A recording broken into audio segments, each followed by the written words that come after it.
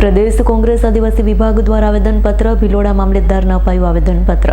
પ્રદેશ કોંગ્રેસ આદિવાસી વિભાગ દ્વારા આવેદનપત્ર, ભિલોડા મામલતદારને આપ્યું આવેદનપત્ર. પ્રદેશ એસટી સેલ અધ્યક્ષ રાજુ પારધી દ્વારા અપાયું આવેદનપત્ર. આદિવાસી સમાજ અને ભિલોડા તાલુકાના પ્રશ્નોને લઈ અપાયું આવેદનપત્ર. યુસીસીમાં આદિવાસી સમાજને સમાવવા આવેદનમાં માંગણી કરાઈ છે.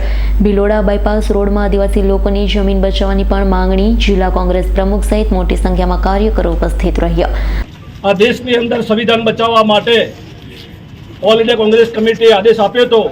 એના સંદર્ભે આપણે આજે આવેદનપત્ર અપાય અને સાથે સાથે ભિલોડા બાયપાસ અસરગ્રસ્તો ખલવાડ, વિલછા, માઉન્ટ નવલપુર જેવા અસરગ્રસ્તોની વાચા આપવા માટે અવારનવાર આપણે રાજ્ય સરકારમાં રજૂઆત કરી હતી.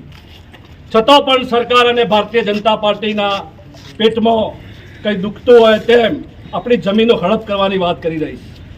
સાથે સાથે ભિલોડામાં ટ્રાફિક સમસ્યાનું નિવારણ બાબતે પછી જે વર્ષોથી ગરીબ મધ્યમ વર્ગના લોકો જે લારી ગલ્લાવાળાઓને કાયમી જગ્યા આપવા માટે અવારનવાર માગણી કરવામાં આવી છે. રિક્ષા સ્ટેન્ડ હોય કે ટેક્સી સ્ટેન્ડ હોય એની પણ માગણી કરવામાં આવી છે. આદિવાસી વિદ્યાર્થીઓની પોસ્ટ મેટ્રિક શિષ્યવૃત્તિ પણ બંધ કરવામાં આવી છે. આપણી જે બિરસા મુંડા ટ્રાઇબલ યુનિવર્સિટી છે એમાં એસટી, એસસી, ઓબીસીની ભરતી બાબતે પણ નિર્ણય કરવામાં આવે છે. આપણે પુંડોલપાલ, મસોતા, પાલ, નાની જાદરીમાં પણ ખાણ ખનિજ વિભાગે સર્વે કરી અને આપણને જમીનો હડપ કરવાની વાત કરી છે.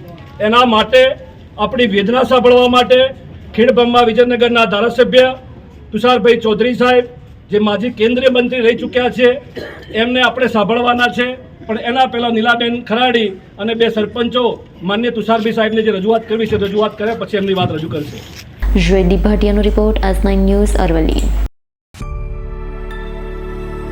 અમારી તમામ માહિતીથી અપડેટ રહેવા માટે જોડાયેલા રહો S9 ન્યૂઝ સાથે.